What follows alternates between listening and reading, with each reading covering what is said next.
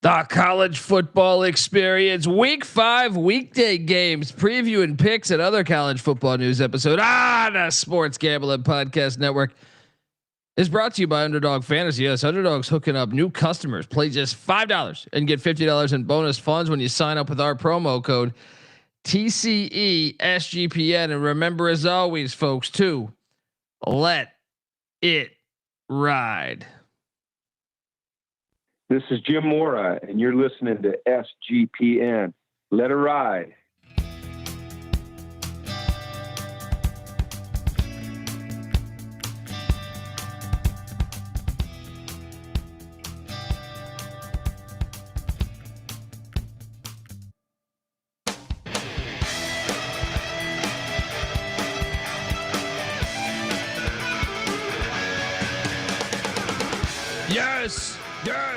Yes. Woo! Welcome to the college football experience weekday preview and picks episode for week 5. And other college football news as Muddy Waters, I think, just to get a small Hal, very small Hal here. Wow. YouTube.com/the college experience. Get on over there, hit that like and subscribe button. We had a busy day with college football news. Also, excited to watch these games this week. I think pretty good week slate, despite, well, could be better. We're waiting on Cody Campbell and company to fix the broadcasting act because it doesn't make a lot of sense. But anyway, if you're wondering who the hell you're listening to, well, that's fair. My name is Colby Swiggy Database Dan, aka Pick Dundee. That's not a pick. This is a pick. He was raised in the land down under, where a man thinks on his feet, speaks with his fists, and lives by his wits. When Dundee happened, he was a superstar. He's the kind of guy that would drink a gallon of gasoline so he could piss in your campfire. You could drop this guy off at the Arctic Circle wearing a pair of bikini underwear without his toothbrush, and tomorrow afternoon he's going to show up at your poolside with $1 million smile and a fistful of pesos. Oh boy, I can't wait for do these Monday, Tuesday, Wednesdays. We need a new conference to come up. Yes, we need that UAC/WAC conference in the FCS to jump to the FBS and play on Mondays, Tuesdays, and Wednesdays. I got kicked out of jail. Like, someone finally bailed me out. I'm at the beach, man. That's why I look a little bit like I got these bags under my eyes. Jeff Van Gundy been drinking, sunstruck. Us Irish people weren't meant to go to the to be out in the sun. It's terrible. It's terrible with this goddamn pale complexion. All right? No one wants to hear my problems. All right? Got to wear a goddamn turtleneck and long sleeves to go to the ATM. All right? Just terrible. I am joined by my co-host. I think he's slightly Irish, but I feel like maybe... I don't know if he gets burned like I do. I get burned like a motherfucker. But anyway, I am joined by my co-host. He is the host of the College Basketball Experience. Give it up for former staffer at Austin Peay with the Governors, South Carolina with the Gamecocks, and West Virginia with the Mountaineers. Give it up for Ryan McIntyre, aka Money Lord Mac. What's up, man? What's up, man? Yes, Irish, Scottish, McIntyre. I'm your leprechaun. Let's go, baby. Let's talk some football. Mac tonight. Come on, make it Mac tonight. Man, we got a lot of news. I'm just gonna jump right into the slides. We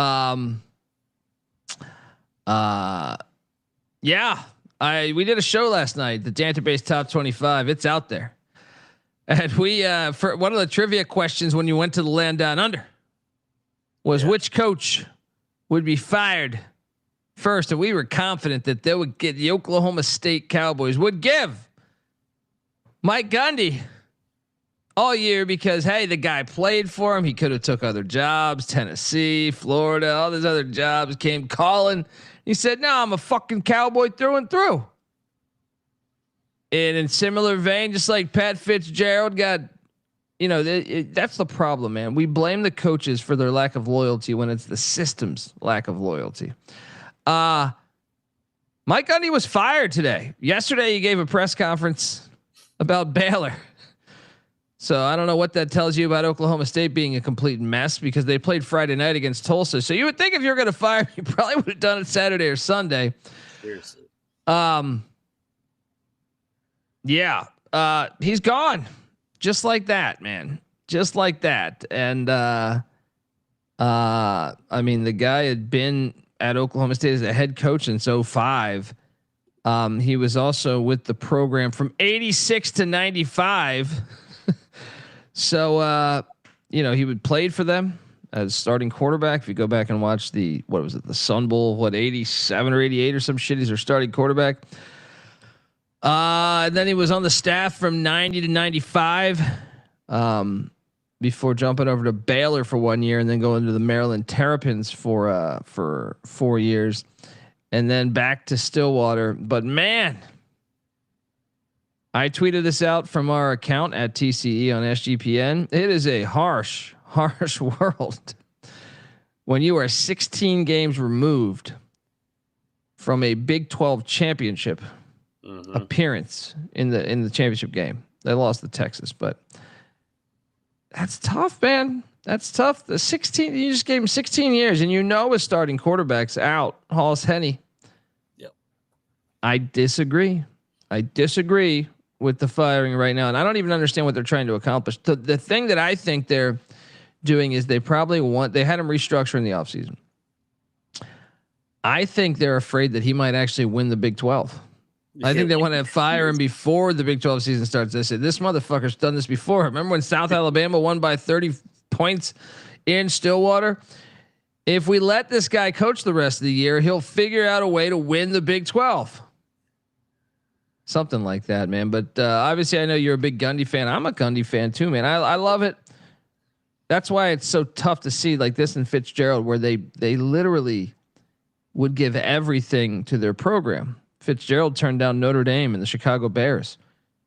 And to be dealt that hand, that was even worse in my opinion. Northwestern's was even worse. This one, like, okay, you restructured. You kind of got the feeling that they wanted to change, someone different. But I still don't understand it. Why not fire him last year then? Yeah. I mean, there's no way they thought they were going to beat Oregon. So to me, this is all about a Tulsa loss, and Tulsa has played them tough, extremely tough in Stillwater for like 5 of the last 6 outings. So what did we really learn here? This is a joke. This is let's call it like it is. Oklahoma State looks like a fucking clown show. The fact that they're going to fire their all-time winningest coach 3 games into the year, guy that played there. This is a joke. I mean, what are we doing here? You're right. They're afraid Gundy may have gone on a magical run again. 2 years ago, they lost by 30 to South Alabama. Everybody said he sucks. He's done. Then he gets to the Big 12 title game. That's not how you treat your own man. It's just some bullshit. And on top of it, he doesn't even have his starting quarterback.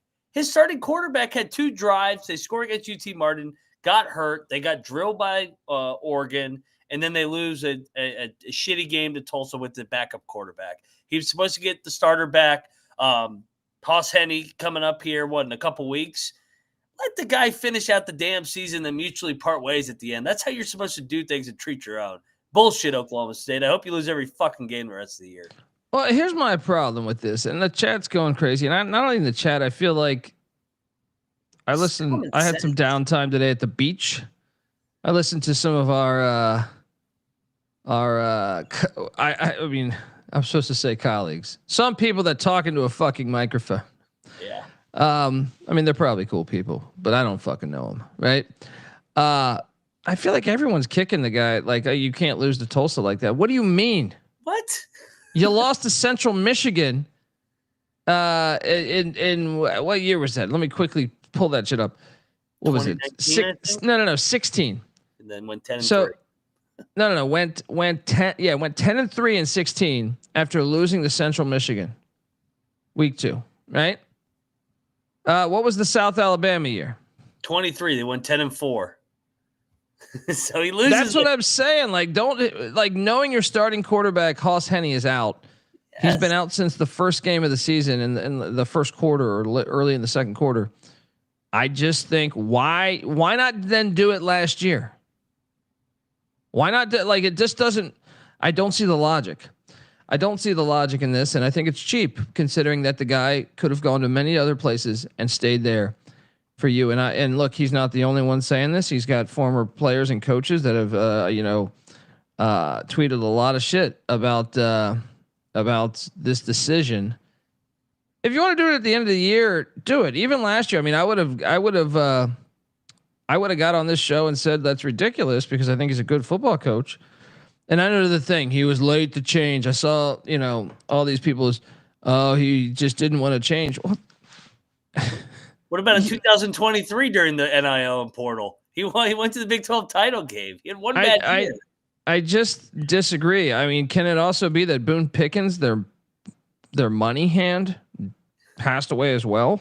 Yeah, there's no money. It's not the program that it was just based off that. But I mean, I just disagree. And shout out to Jeremy Smith. Jeremy Smith, a Oklahoma State alum. I believe he's a running back coach with the Eagles right now. I mean, he kind of went in on the on them. All the players are pulling the plug on them. Yeah, it's just it's not how you treat one of your own. It'd be different if Gundy didn't play there and wasn't the all-time winningest coach. Just a reminder, last year was his first losing season in over 20 years. To keep in perspective how good Mike Gundy was at Oklahoma State. I think people forgot how good a coach this guy was. This is a clown show, and I will be rooting against Oklahoma State openly for a long, long time. Pokes down. Yeah. I appreciate Jeremy Smith say from a guy who played in this program and knows this program, not some guy who's typing from his couch, which I didn't type from I'm in a chair, but look, I'm on your side, Jeremy. Yeah. But he says like, you guys really have no idea what you just did. Yeah. It's a bummer, man. You should at least give him the fucking end of the year. That's cheap. I don't understand what the point is.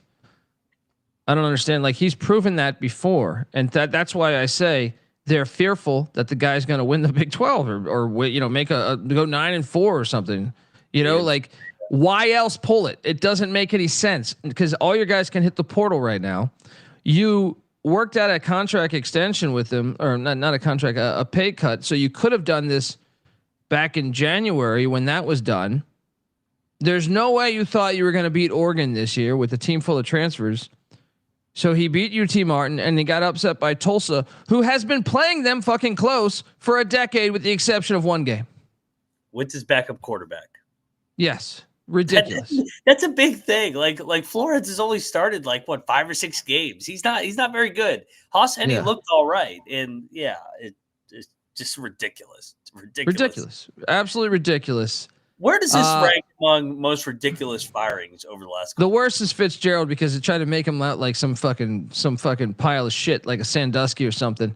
They're number one to me. But this is number 2 to me. This is like, you couldn't okay, you want to go a different path, just do it with class. The dude could have left for 10 different fucking other jobs, but he loves the program. You just piles of shit. That's what happens when you get these administrative people. You know what I mean? Did you see about this one too? Aaron in the chat, they fucking everybody found out on Twitter. Like, what the fuck is wrong with this place? They suck. Yeah. Yeah. I don't, shout out to Brett McMurphy. He tweeted out that he had talked to Cale Gundy. If you're old like me, I remember Cale Gundy playing quarterback for Oklahoma. The Gundy that's his brother, by the way. Cale Gundy said, cause Mike Gundy was asked if he wanted to do a press conference and he told him to fuck off. I don't blame him. You could do a press conference doing this. He's like, yeah, go fuck yourself. But Cale Gundy, his brother, says he will be back in coaching and he will be referring to Mike, and then he'll be part of the staff. So, let's go. Meaning, oh, dude, and that right there. I'm really hoping it's a Big 12 school, but in my head, I'm like, wait. Who the fuck? The only thing I could see is like what? I don't see K-State grabbing him. I could potentially see Kansas if Leipold left for Wisconsin or something, but I really don't see another school in the Big 12. Like I know he does have ties to Baylor, and I guess if Aranda was terrible, but I feel like that might not even. I don't know. I feel like he's going to have to get a job in the AAC, or I could buy into one other job. I think there's actually two other jobs within the same state. And that is the Arkansas Razorbacks and the Arkansas State Red Wolves. I know they shouldn't be thrown into the same fucking conversation, but I do expect both those jobs to open this year. Would Arkansas be happy with Mike Gundy? Yeah, I think so. I mean, the guy, where's I just had his stats up. He's got how many wins? Over 200 career wins. He fits culturally there in Arkansas. Well, they touch. That's nothing. 4-hour drive or something. Yeah, Gundy's a strong personality. That's why we like him on the show. He's no bullshit. He tells you like it is. He tells you what your BAC level is and what's acceptable. And Arkansas is kind of the same way. So yeah, he'd be great at Arkansas. But I think Arkansas will go for a bigger name probably. Yeah, they might go for Rhett Lashley. I know his ties or Jeff Traylor, but I still think so. At SMU if Lashley goes. Oh. Gundy with some money. Pony Express with Gundy. That would be a lot of fun. I didn't even think about that one. Here, my list was like Texas State. Yeah. I had one Power 5 as in Arkansas and potentially maybe Kansas if Leipold left. I did not think about SMU. He would fucking kill it at SMU. He's got to be in the South, though. That's his personality. He's not going to fit in some of the Midwest. I mean, does Oklahoma count as the South? To me, they're Midwest. Yeah, South-ish. Yeah, I mean, what's Texas? South? The South to me is like Louisiana, Mississippi, Tennessee, Alabama. But I get your point. Texas State, though, if GJ Kinney leaves. Going into the Pac-12, I could see it. The Gators should fire him. The Gators should. You would actually win a lot, but I don't think they will. Nah, it's not sexy enough. That's what I'm saying. Like Coastal Carolina, I could actually see happening. That's about as far east as you go.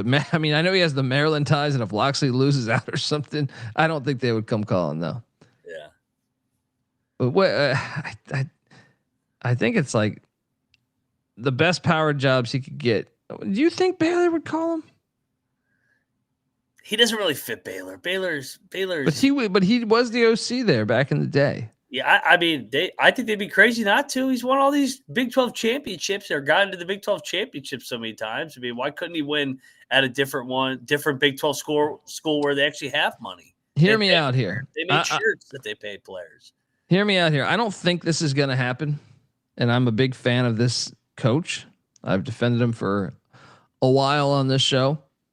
But I will say if Brent Brennan in Arizona somehow fumble this season and go like 4-8 or 5-7 and they can him, which I think would be ridiculous personally, but I could also see that working there. I agree. But I think Arizona's in good hands. I think they're going to get back to a bowl. I thought of Arizona because Arizona State's not opening, Utah's not opening, BYU's not opening. There's really not many Big 12 jobs other than Cincinnati. Or even like Power 5 jobs. I can't really see any of those schools go. I couldn't see UCLA or any of those. Like it to me, I know someone in the chat said Cincinnati. I don't even think he'd be on the radar. To me, I think Baylor, potentially Kansas, SMU for sure, and Arkansas. Those are the four that I would even think. Now let me ask you this: if like Summerall left Tulane or Eck left New Mexico. Yeah, New Mexico. New Mexico.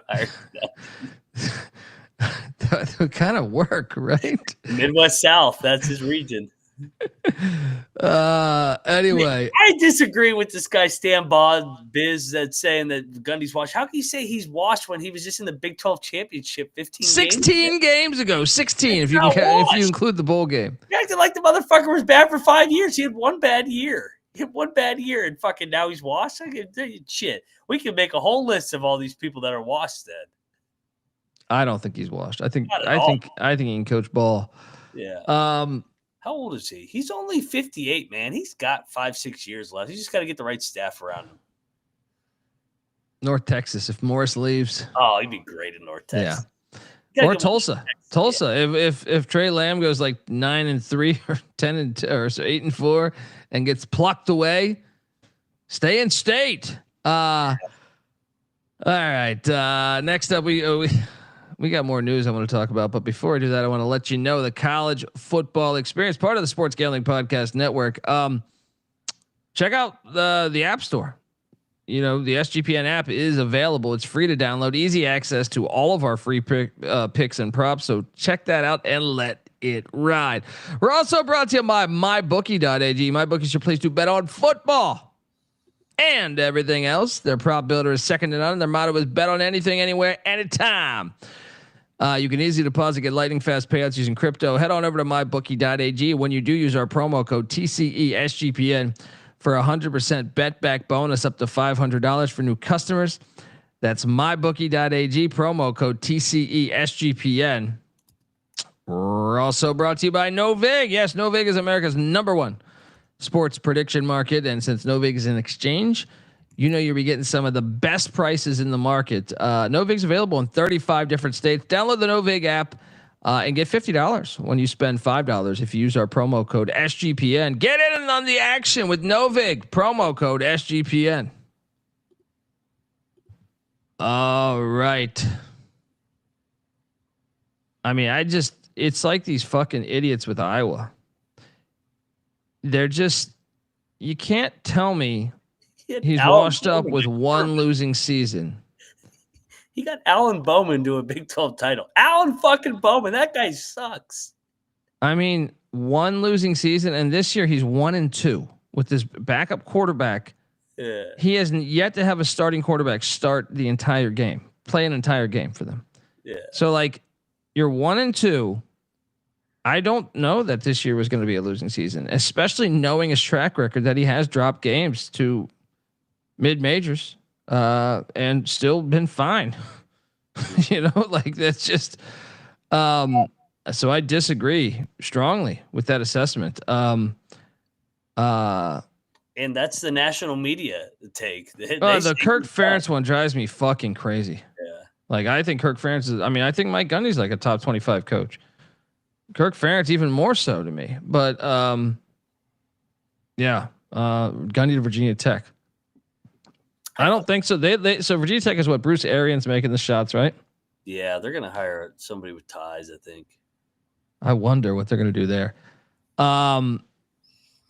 Yeah, that'd be great. It would fit a little bit there. What about this? He was at Maryland, right? Liberty's not far away. I thought of Liberty because of the political landscape with Liberty and Gundy. The shoe does fit. That would be amazing. That would be amazing. Claim and live up there in Lynchburg. Yeah. Shout out to Danny Dumbshit. There you go. He would kill it. He would kill it at Rio Grande, representing the Mexicans. Let's go. I'd be a season ticket holder if he takes the Liberty job. That'd be great. Speaking of the state of Oklahoma, we got other big news. This one's unbelievable to me. John Mateer is out for at least a month. Fucking Texas. I'm hearing 4 to 6 weeks. They're saying a month. I've heard some people say 4 to 6, but I put the youtube.com/the college experience. I put the graphic of their next opponents. Luckily they do have a bye, by the way, before this. So that Ole Miss game could, if he had surgery in Los Angeles today for a broken bone in his hand, I believe. Yeah. They got a bye week coming up. Then luckily Kent State's on every blue blood schedule. But then after that, they have the Red River Shootout, and then they have a game in Columbia, South Carolina. Right? Isn't that in Columbia? I believe it is. Let me double check that. Yeah. Then they are home to Ole Miss. I mean, there's just no way that this is catastrophic news here. And in case he's out a little longer, by the way, the two opponents, because if it is 6 weeks, it says 4 to 6 from what I understand. But Oklahoma's kind of defended, at least on social media, it being just 4 weeks. But I've heard other people say 4 to 6. The next two opponents are at Tennessee and at Alabama. How lucky is Texas? My God. I mean, I'm surprised more national media has not covered this. But I saw today, shout out to the great Noah Beanick tagging me in this. I have covered this shit for since their last year in the Big 12. I believe it was in 23. Texas played 8 backup quarterbacks, or 7 or 8, because I'm getting my years a little bit. It's a little foggy, but I covered it. If I go back and listen to these shows, that was their final year in the Big 12, and I thought they destroyed the Big 12 that year in their final year, their first championship in 15 years, but they played a lot of backup quarterbacks. Well, last year they had similar shit with Michael Van Buren with Mississippi State, Michael Hawkins with Oklahoma starting the Red River Shootout because of the injury to Arnold. How about Aiden Warner when they played Florida? Aiden Warner started for Florida. How about Cutter Boley started for Kentucky, or played? I think that the quarterback got out early. Marcel Reed came in the A&M game, and remember who the starting quarterback was? Connor Wegman. And then in the SEC championship, it was Gunnar Stockton. And now the Texas Longhorns, if you look at their next two opponents, they're the Florida Gators, and DJ Lagway is currently in a walking boot, and John Mateer, who's out now for a month. You can't fucking write this, dude. You can't write this. Into the playoff. This is unfucking believable, man. They're not even that good. They're not even that good, and they're going to make the playoff again because they just keep playing all these backups. I think even with the Sooners backup, which who's going to be getting the start? Yeah, Hawkins. Again, gosh, he sucks, or he sucked last year. Maybe he's better in this offense, but if you're super conservative, I just can't see Texas moving the ball on Oklahoma's defense. But how vital do you think this news is? There's no way Venables is going to get fired now with this news. I think it's even more like we were speculating with Fickle, with Billy Edwards being out, that he'd get another year. I even think if they lost out, they'd bring him back now because Mateer's back, assuming they pay him. But what do you think? What do you think they end up with now? Like, how healthy, if he comes back in a month? First off, do they win any of those games other than Kent State? Nah. So what? 5-0, 5-3. Yeah. I mean, they would get back to a bowl. They would win one more. But this sucks, man. If you're a Sooner fan, you're probably thinking you could have been a playoff. Yeah. How the hell did this news flew under the radar? It just seemed abrupt. I didn't even realize. But yeah, Venables was safe though because they looked like a playoff team or at least a contender. Yeah, it's just that's tough, man. That's a tough beat right there. Here's the question too: since he's only played 4 games, let's say they lose to Texas, South Carolina, and Ole Miss. Do you sit him the rest of the year? I would. So then you get Arbuckle 2. Gets a job. Say what's up? What if Arbuckle gets a job and tries to bring material? That's a good point. What if he goes to Oklahoma State, right? But I still think Oklahoma can probably bid with the best of them for keeping him there. It's an interesting thing to think about. If they lose, I mean, they're going to beat Kent State. They could wheel out. Barry Switzer could start at quarterback for them, and they'd beat Kent State. All right, he's fucking 85 years old. But if they lose to Texas, South Carolina, and Ole Miss, that would put them at that basically put them out of they'd have to win out to make the playoffs, and then those games are at Tennessee, at Alabama, home to Missouri and home to LSU. So it's like that's very unlikely. I would redshirt him. I think, dude. I know that's a crazy take because you're like, wait, if Arbuckle leaves, does he follow Arbuckle? But the odds of you making the playoffs then. So then it's like, what are you doing? Get some experience for Hawkins. I don't know. Jeff Sharp saying redshirt him as well. Shout out to Jeff. Yeah, I don't know. Just devastating news. And then you look at these other teams. If you're an Ole Miss fan, if you're a Texas fan, I mean, even South Carolina, but to me, Texas and Ole Miss, the big ones that benefit, because those are like teams that could be right there knocking on the playoffs. Yep. Brutal news. Absolutely brutal fucking news for Oklahoma. Yeah. So let me ask you this: if they get one of those two, and then he can come back after that, does the committee throw them a bone a little bit because McIntyre was out for those games? Like they do in the NCAA tournament, or I should say selective. It depends on who the name is. But Carolina. You're also asking like you're asking for everything to bounce right. Yeah, you know what I mean. Like having that many other teams with the same amount of losses, and why not just run it back and get 2 years of his eligibility? I don't think it's like before where you're saying like I'll go to the NFL. I mean, maybe a little bit with the quarterback spot, but I still think like you could offer him millions of dollars for the next 2 years. I don't know. It's an interesting thing. I'm just saying if they get one of those, let's say they beat Ole Miss at home, they grind out that one, and then they're sitting at 2 losses headed into the Final Four, and they go 3-1. Then you got to play them. Assuming like I guess you'd have to see in practice how healthy he is. Yeah. Like if he's ready to go for the Tennessee game, I think you got to play him if you find a way to go 1-2. Because is he playing at a high level, like the material level you do earlier, or is it just probably not? But I mean, if you go 9-3 and 2 of the losses were without McIntyre, I think the committee would actually throw Oklahoma a bone. Still, I think that's asking a lot, man. It's asking a lot, but schedule's brutal in the back half. Yeah. Bummer for Sooner fans there. The state of Oklahoma just got wiped today. You got no more Gundy. McIntyre's out now. So Gary D saying McIntyre will be back by Texas. I mean, the guy had surgery in LA today. Texas is what, in like 14 days, 16 days, something like that. I think you're hoping Ole Miss. It's a broken bone too, right? Like that doesn't, it'd be one thing, I think. I mean, maybe you're right. And maybe they just run it with him a lot. That wouldn't be, he's such an athlete that wouldn't be a horrible game plan.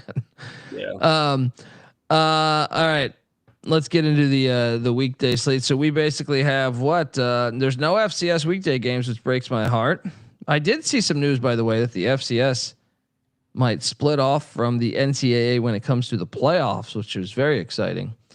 With in my opinion, just because they're undervalued, and I think they could benefit from that. We have a game that on Thursday night we will be going to. The Army Black Knights are headed to Rowdy at the Dowdy Ficklin Stadium to take on the East Carolina Pirates. This game kicking Thursday. It's the lone Thursday game. Once again, big mistake there. Yeah. But obviously both these teams are off losses. If you didn't catch my ECU rant, yeah, they suck. And I like this is it's a kind of a critical game because Army's already lost one within the conference. ECU has not. So like ECU hasn't if you're a Pirate fan, you're thinking, hey, if we can get past Army, who knows? The offense moves the ball. We play bitch football, and we could potentially still bitch football can win you a certain amount of games. I'm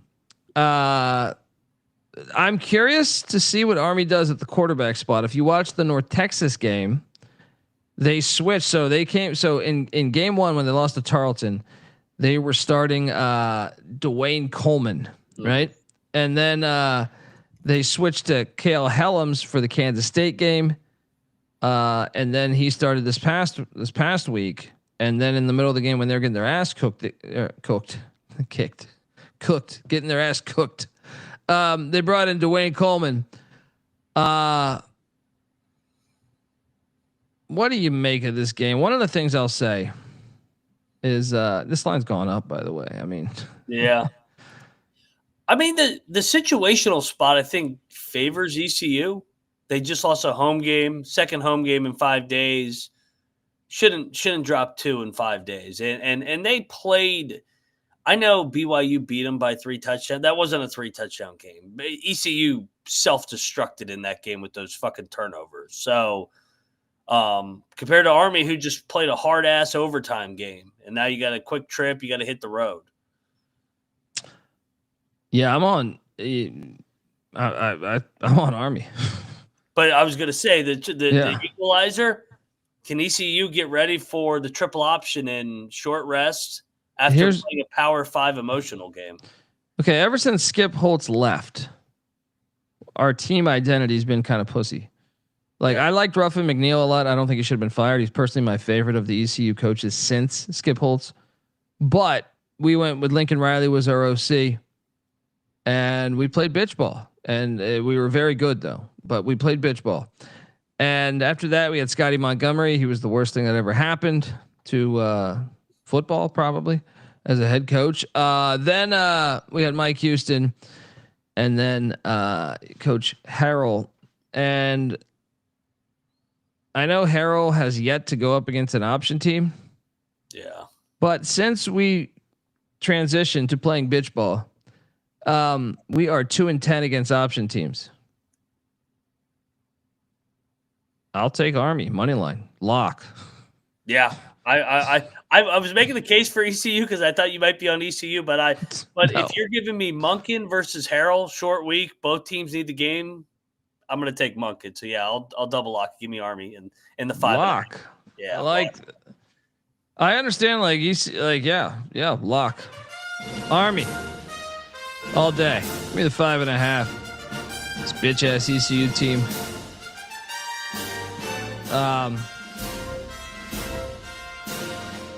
Yeah, the line's ridiculous. It's gone up. Why the hell's it gone up? No, probably just because it's a short week for Army and they got to hit the road, and usually that's supposed to favor the home team. But the triple option's the greatest equalizer, in my opinion. Well, and once again, like especially when you're playing bitch ball, like I kind of hit on this on Saturday. I hate watching ECU play. As someone that loves football, and I'm going to the game, I hate watching ECU play football right now. Like me in the Neil Brown era. They're just such a gimmick. They're such a fucking gimmick. I can't stand it. I'm going to be rooting for them to win the game, of course, but it's hard to root for. Like we've basically become not this year's North Texas, but North Texas over the years or something like that, where it's like, we keep going into this, like this rabbit hole. Like, dude, in the Scotty Montgomery area, we had like 180-pound defensive ends. It was just like, God. Look, our defense is better than that, but I have no confidence for them to be able to like I said, they played last year. Army won 45-28. Now that was Mike Houston's final game. That's a game that got him fired. Yeah. They whooped our ass. It's trying to simulate the triple option on 4 days prep after you were all in on that BYU game is a fucking tough task. Yeah. Army all day. Army all day. You guys didn't think you would be saying that. I'm wearing purple, but it ain't an ECU shirt. Well, you love Army too, though. I do love. Well, look, I would just respect the offense. To me, like I don't understand why. I've talked about this honestly, was there 136 teams? Probably be 137 next year if the lawsuit with Sac State goes through. I would say probably 80 should be running. Yeah. Should definitely be running the option, and I think you can make a case for more than that. Black Ace is locking ECU. Hey, I hope you're right. You know, I hope you're right. Yeah, I mean, if you're asking me to build the case on how ECU can win the game,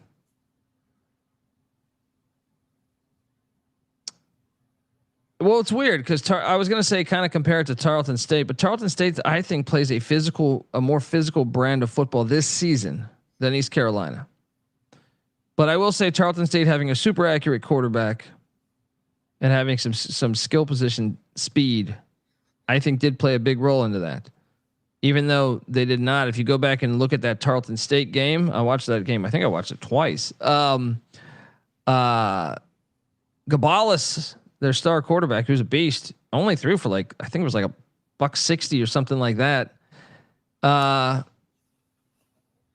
So I would assume, to me, blindly, the Tarletons that we knew over the years, they were kind of more like this ECU's team, but they're kind of a power rushing attack this year. So I don't know. And ECU's run game or lack of commitment to the run game is concerning. But I would say Houser has to play. The ECU does have an athlete advantage on the outside, so maybe you do that. But yeah, I can't get behind them against it. Like I said, 2-10 against Army and Navy since Skip Holtz has left the ECU program. Block. What do you think about the total, by the way, since we only have a few games? What is that total sitting at currently? 53.5.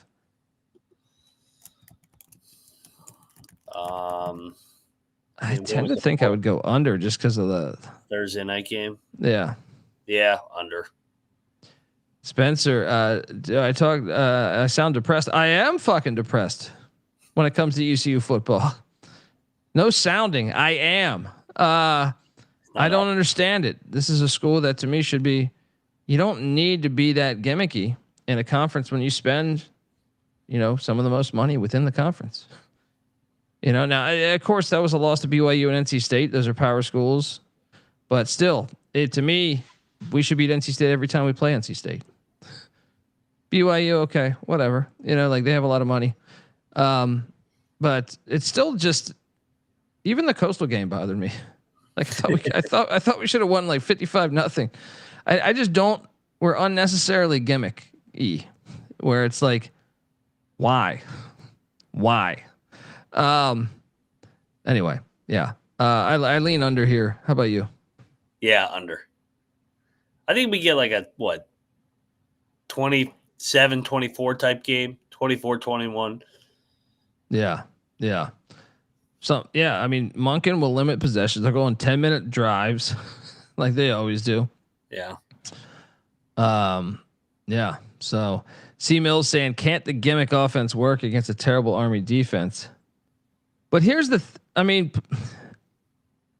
is it that terrible though? I don't think it's that terrible. Yeah, how many points did K-State score against them? What? 20, 21, I think it was. Yeah. 24-21.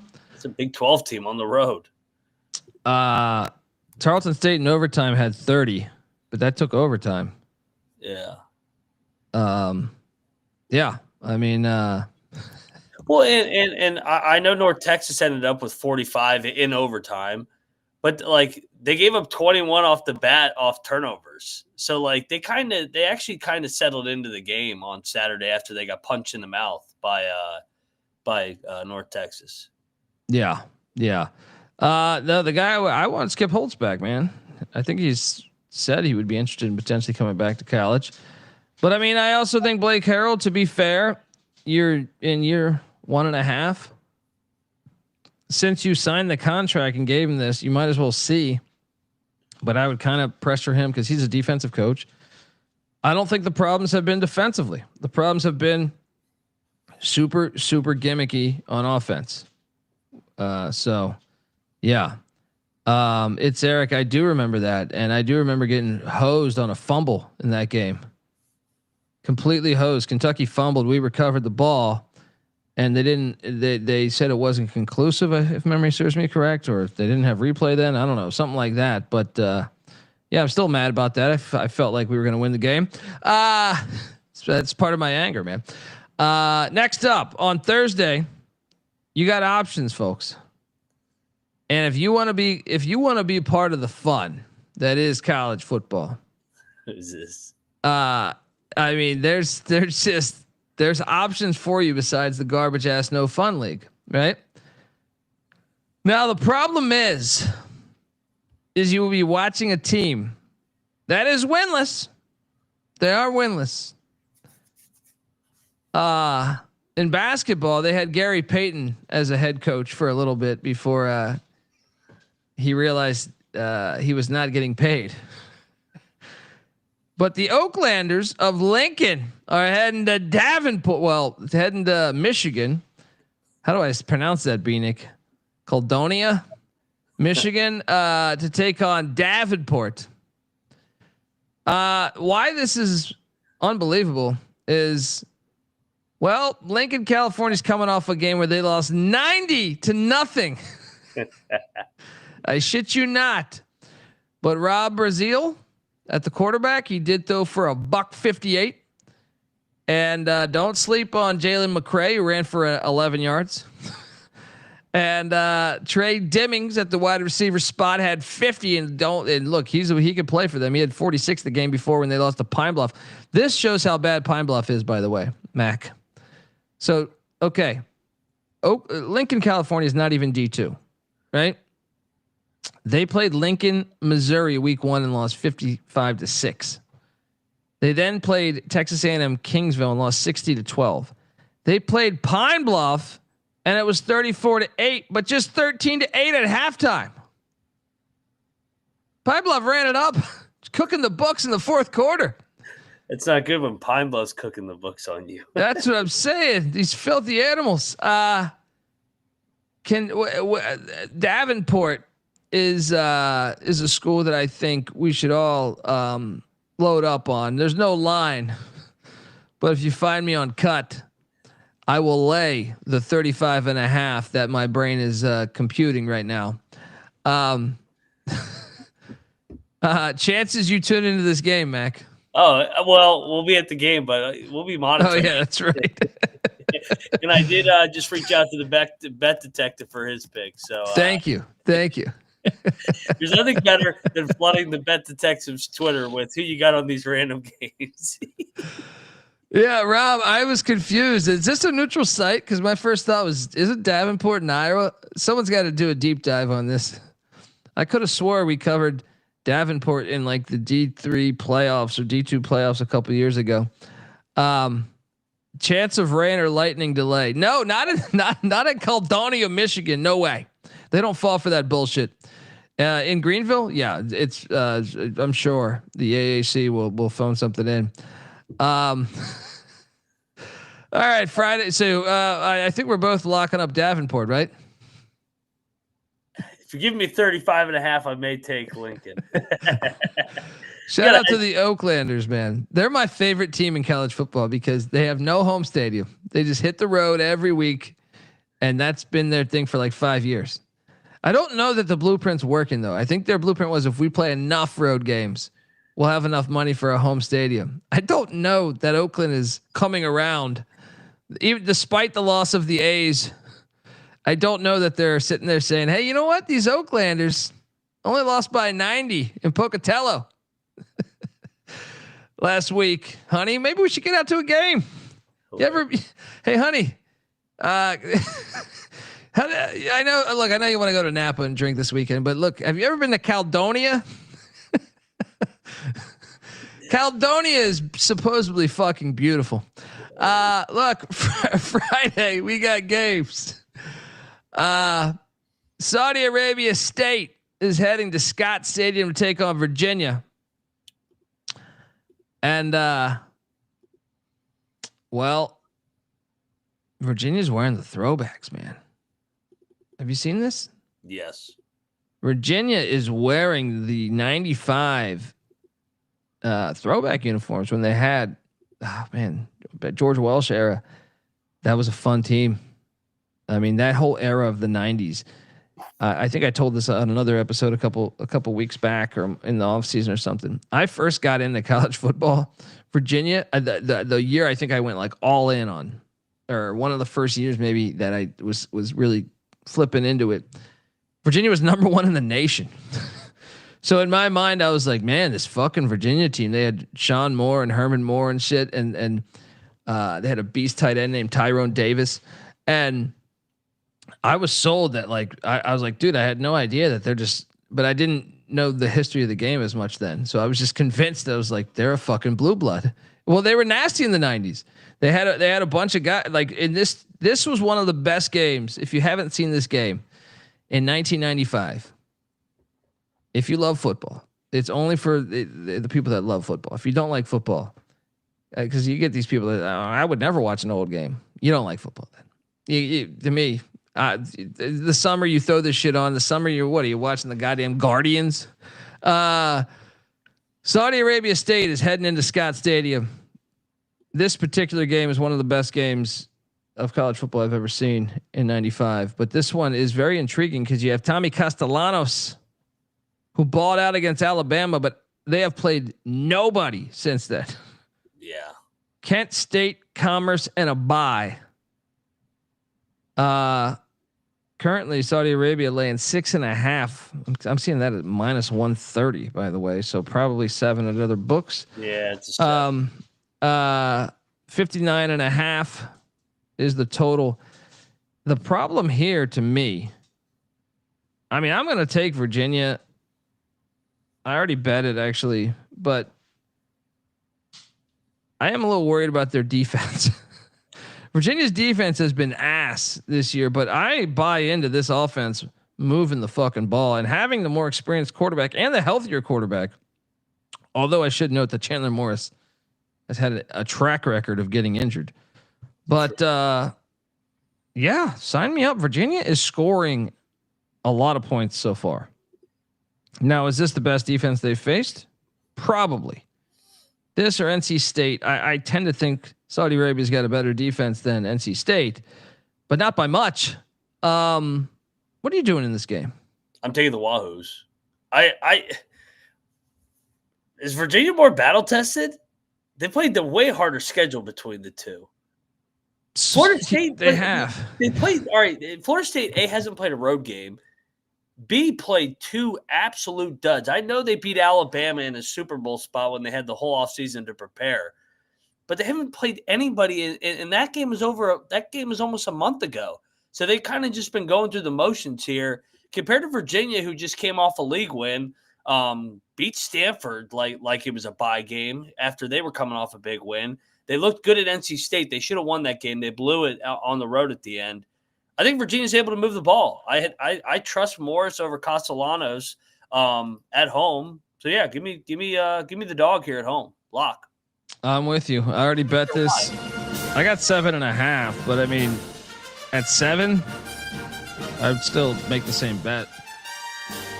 I did sprinkle the money line too, and Miami's on deck too. Let's not forget that. Very true. And for Florida State, Miami is on deck. Virginia's lost in the. You know what? It's funny that because of the Cody Campbell Texas Tech thing, where they just bought everybody, lost in all of this is Kansas State and Virginia spending money on their roster. Now, Kansas State, it hasn't worked out. Virginia, it shows when you watch. You're like, damn, they can move the ball on offense. There has not been a game this year where I haven't been impressed with Virginia's offense. So I do think they're going to move the ball on them. And I see the chat acting like we're crazy. Florida State's best quarterback they face is Ty Simpson in his first road game. Morris is a way better quarterback than Ty Simpson, and this is Florida State's first road game. This is going to be a dogfight. And also, let's not forget that Tommy Castellanos. Now, in this system, I do believe it benefits him better than Boston College. Yeah. But it's not like the guy's had a spotless. Even Gus Malzahn, it's not like he's been killing it lately in college football when he hits the road specifically. No, I think this is a game they can definitely cover this thing. A little concerned about the Wazoo's defense. That's the only concerning thing to me was the NC State game. Now, NC State's offense can kind of cook though. Yeah. But NC State did go for 416 yards of offense there. Yeah, I'm all over it though. I actually think 500. Virginia can move the ball. I actually think I like this more than the ECU game. Yeah, just because of if that go offense shit that they're doing at ECU, basically it's not a play. I mean, I would rather have Brendan Marion, but I'm just saying like they're going super quick, and I think maybe that could be challenging for Army, maybe. But and another thing is Army's at ECU. This one, is this thing gonna be sold out or not? Yeah, that place. They'll be jumping Friday night for this. They better be. All right. They better be. Come on now, Charlottesville. Don't fuck it up, Florida State. Don't be looking ahead that Miami game. Castellanos would never drop a game he shouldn't, right? And as Charles says in the chat here, under the radar, he got rolled up against in the Kent State game. So you wonder. He's banged up too. Yeah. I saw him. So yeah, I'm there. Let's go. The total is what did I say the total was? Pull back up. 59 and a half. I would say over here. Yeah, this should be a shootout. Both teams should be able to move the ball. Yeah. Next up on Friday, once again, no FCS games, but this game is pretty fire as well. Major implications on the line, I would assume. Down the road here, TCU heading to Sun Devil Stadium, take on Arizona State. Arizona State currently laying 2.5. The over under at 55.5. It's all about the spot to me. As much as I want to take TCU, like if they played this in a week, I'd feel much better about TCU's chances. Yeah. You're coming off the iron skillet, the final iron skillet, and you go into Tempe. Kavorian Barnes didn't play last week. If Rob Donaldson's listening, I forgot to take him out of my DFS lineup, and that thing cost me money because the rest of my lineup did pretty damn good. But he didn't play. I don't know if he's going to play this game. I think it's a bad spot for TCU, man. That's a really emotional game you just played. Now you got to go to Sun Devil Stadium. It's a similar handicap for me than the Baylor game. I think it'll be a close game, but I think Sam Leavitt and Arizona State will prevail around that home crowd on a Friday night in Tempe. It's gonna be. Oh yeah. The fake tits will be bouncing. What are you doing here? I'll lock up the Sun Devils. I'll fade them off iron skillet. I did Arizona State. I'll tell you what, man. They got hit in the mouth at Hale State in a kind of. They should have won that game. They had a defensive breakdown. Exactly. I was actually impressed the way that they fought back, and then they were tough at Baylor over the weekend, resilient. I think Arizona State's pretty damn good again. And Leavitt's a dog, although Hoover's a dog too. But this game will be. Dude, these games are pretty fire this week. Even though I wish there was more of them. Yeah. Like, I'm with you though that I think that's the hand. I think it's just a bad spot for TCU coming off that. Like I said, I'd feel a lot better if they were playing in a week or two. But yeah, let's go. For these weekday games, I'm betting all of them except the Lincoln game, and I'm trying to bet the Lincoln game. Someone let me know.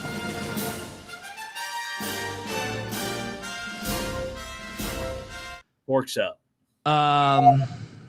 The desert teams have been really good at home. Yeah.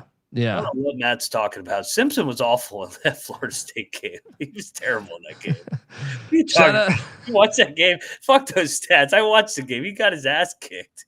Shout out to Julio in the chat. He goes, for the first time in 5 years, I agree with Colby and Mac on the first 3 games. I haven't even been on the show 5 years, Julio. Just making up numbers over there. Shout out to you, Julio. Well, I don't get brain man cold, but they're counting down 7-6-5. I mean, how great! I'll ask you this in a second, but then the nightcap. Willie Fritz heading into Reeser Stadium in Corvallis. Why am I as someone that has Houston win total over 5.5 and Houston to make the Big 12 championship? I know this game's irrelevant for that one.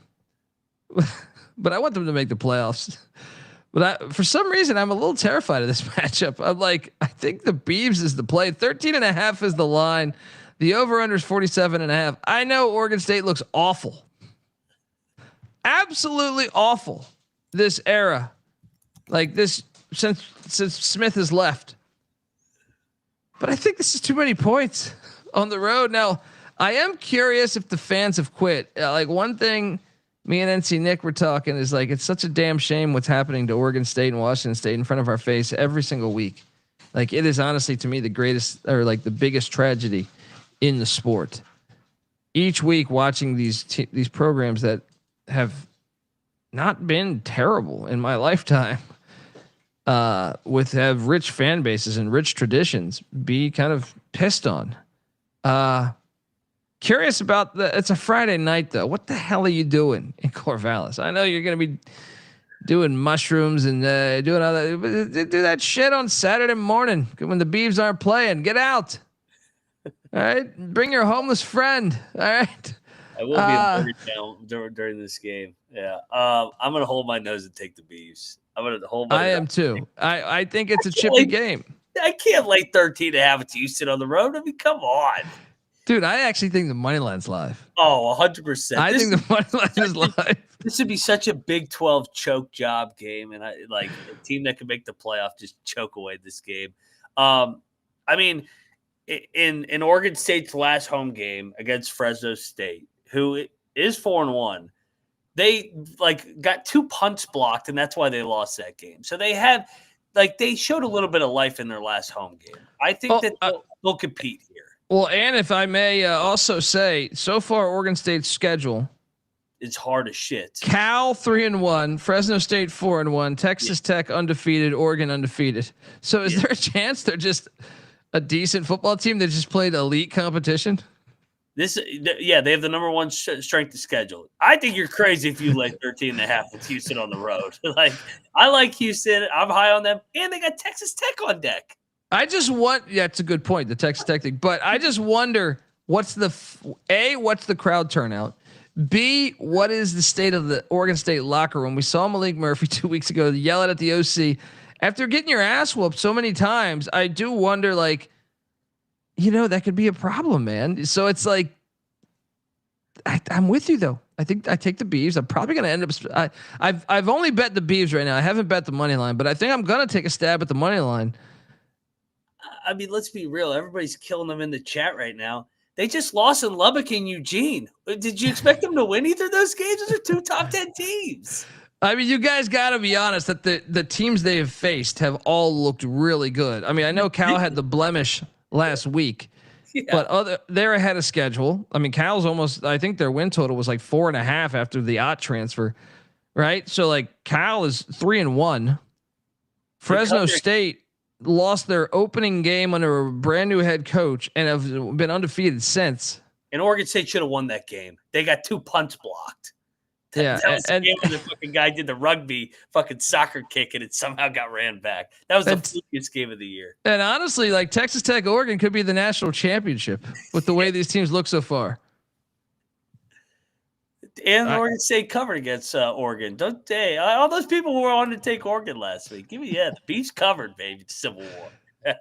I thought you were going to be on the Houston side of this. I'm surprised. No way. I couldn't, man. I like Houston, but laying 13.5 with Utah on deck, no way. Yeah. Nice Beaver.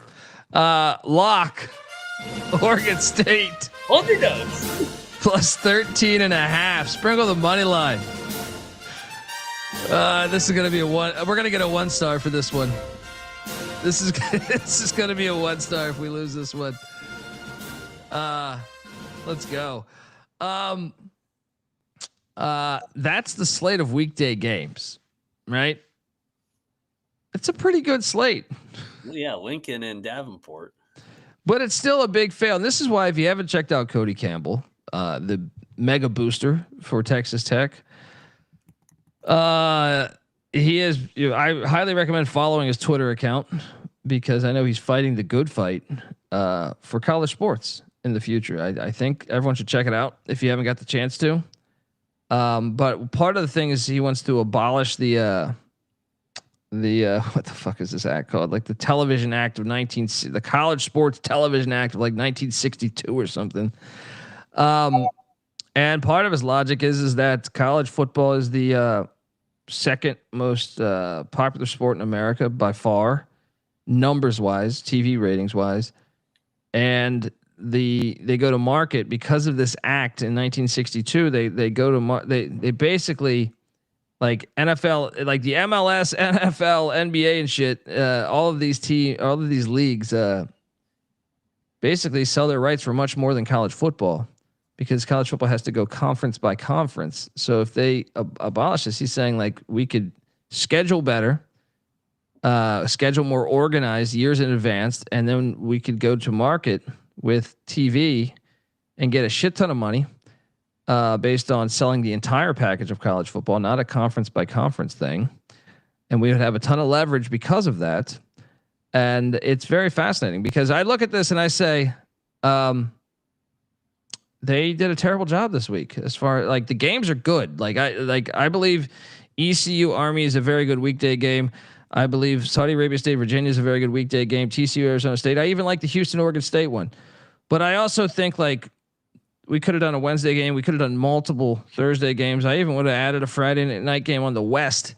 App State Boise. App State Boise screams fucking Thursday night. They couldn't get this thing together. Come on. Who are we kidding here? Yeah. I had Dan Hawkins on this very show, former Boise State head coach in the late 90s, early 2000s. And he was saying we built at Boise State. We were the ones to contact ESPN and say we want Thursday night games. Boise's built their whole brand on Thursday night games. Virginia Tech, NC State, you couldn't have gave us that on Thursday. Virginia Tech's another one that I feel like built their games on Thursday. I know it's in Carter Finley, so NC State would probably have, but still, Washington State, Colorado State, come on. You're going to throw that thing on Saturday and it's going to get lost in the luster of just a shit ton of games. Tulane, Tulsa. I mean, there's a bunch you could do. UConn, Buffalo, I think is a pretty good game. Regionality. You couldn't throw that thing on Friday, Thursday, Wednesday, something. Failure. So give Cody check out Cody Campbell's thing. I think it's also like, I'm not even doing it justice. He does a much better deep dive on all college sports that I think it's worth your listen. So go check out that. I've retweeted a lot from the TCE account, but yeah, Mac, what's the game you're looking forward to most during the week? Well, I mean, I want to go the one that we're going to just because it's Army and ECU. But like, if I just like, I got to watch this game, it's that one. Yeah. Because the winner probably has a nice track at meeting Texas Tech in Dallas, or I mean, there's no such thing as track in the Big 12 because everybody will get upset at some point. But that Arizona State TCU game, probably the two best quarterbacks in the league, Leavitt and Hoover. Yeah. Yeah. Right. Probably. Yeah. I mean, that thing's Rocco Beck's a beast. Noah Fafita's a beast, but yeah, I think you're probably right. Rocco Beck would be the only one I'd probably. Yeah. Two of the top. Jalen Daniels is good, but you never know. And it'll be lit in Tempe. It'll be fucking lit. Shout out to Spencer England. We need some fucking college football on Sunday to outcompete the shit NFL. Amen. Back in the day, I don't know how old you are, Spencer, but the MAC 20 years ago, probably 22 years ago or something. I remember watching the MAC. The MAC would do a Sunday day game. Then they would kick it off like an hour or two before the NFL went. So if the NFL was going at 1, I think it was like 11 a.m. I loved it. But I guess I was like one of 6 people watching. But I'm with you. Bring it back. I just want to build the case before we get out of here. Like, Houston's still very much a lot. I mean, we'll learn a little bit. They're 1-0 in conference with the win against Colorado. We talked about TCU Arizona State, but I believe Houston's still a contender, and they're undefeated. So I guess this is not. What do you think about the Houston Cougars thus far? I like them. I mean, they dominated that Colorado game, and they dominated Rice. I mean, Rice only has 1 loss. This will be kind of their first true road game, though, just because Rice is down the road. Yeah. And then So yeah, I mean, we have odds on that. We think this is kind of a playoff game potentially. I know nothing's ever safe after this, but we think they'll have the inside track, the winner of this potentially to get to the Big 12 championship. This is one that I think I'm very interested in as far as I think if Virginia wins this game, we need to start having a conversation about them potentially getting to the ACC championship. Yeah, because the NC State loss was not a that was a non-con game, and you look at their schedule now. They're at the week after. If they were to beat Florida State Friday, they're at Louisville the next week. They're going to lose that game, right? Yeah, they should. But then they get a bye week. They're home to Wazoo. It's a non-con game. Who cares? But you look at the remaining schedule after that: at North Carolina, at Cal, home to Wake Forest, at Duke, and home to Virginia Tech. They should probably be favored in, I would say, maybe all of them, but definitely everyone but Cal and Duke. And Cal, they easily could be favored. So, yeah, dude, this is the biggest game in Virginia football in a lot. I guess since the ACC championship with Mendenhall. Yeah, now you're making me like Florida State.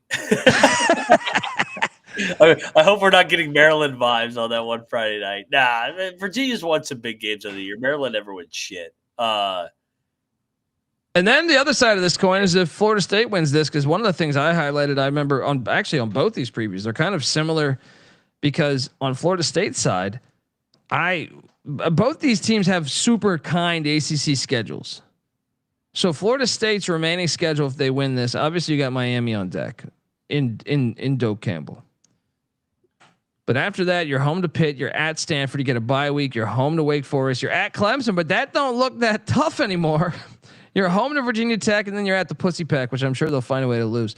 But because I feel like they always lose at Carter Finley. You would think the winner of this, I think, would have the inside track of potentially playing in the ACC championship. Or at least right there to be a contender. Yeah. Yeah. I mean, I guess with Miami and Georgia Tech looking the way they look thus far, you'd probably just say that.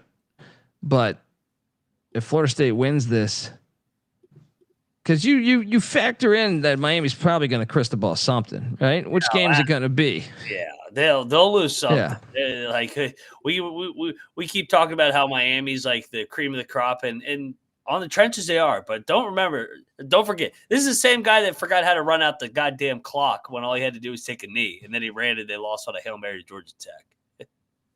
Yeah. I mean.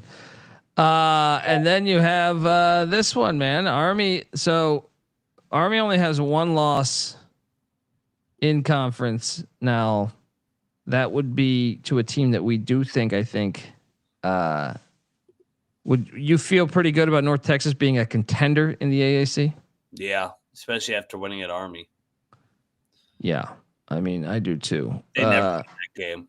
So that's a pretty big loss then.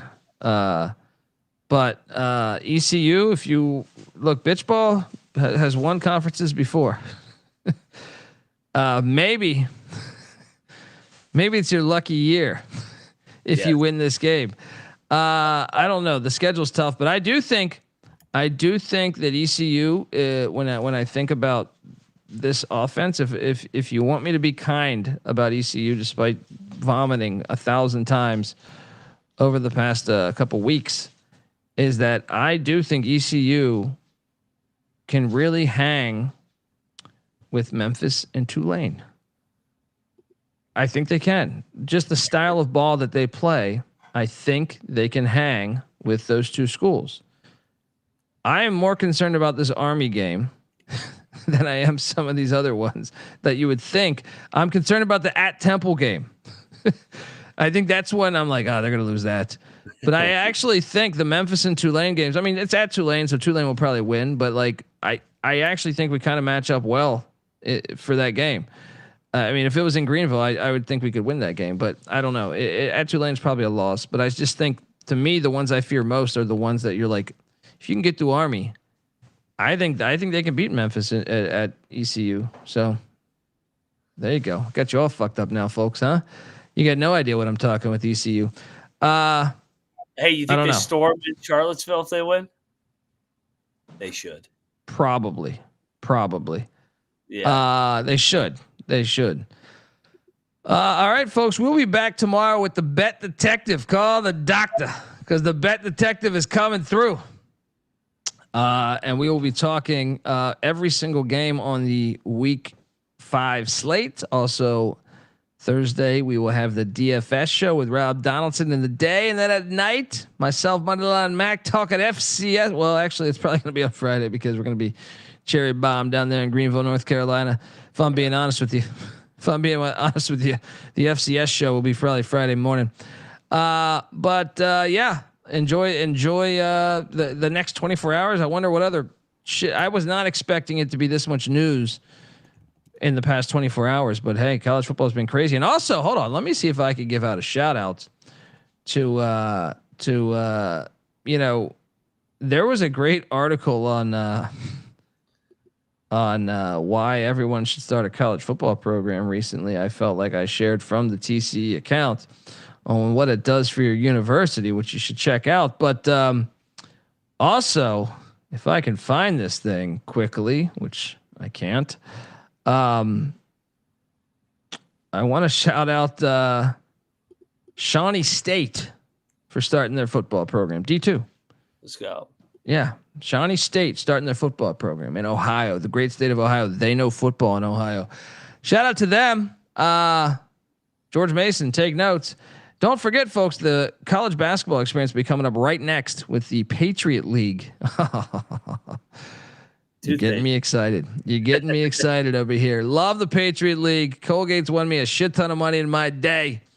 Coming up next on the college basketball experience, hop on over there. We also have the Sports Gambling Podcast talking college football in about 40 minutes.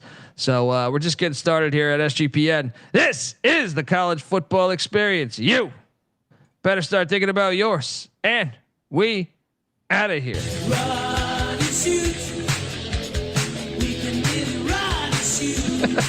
That's a great comment.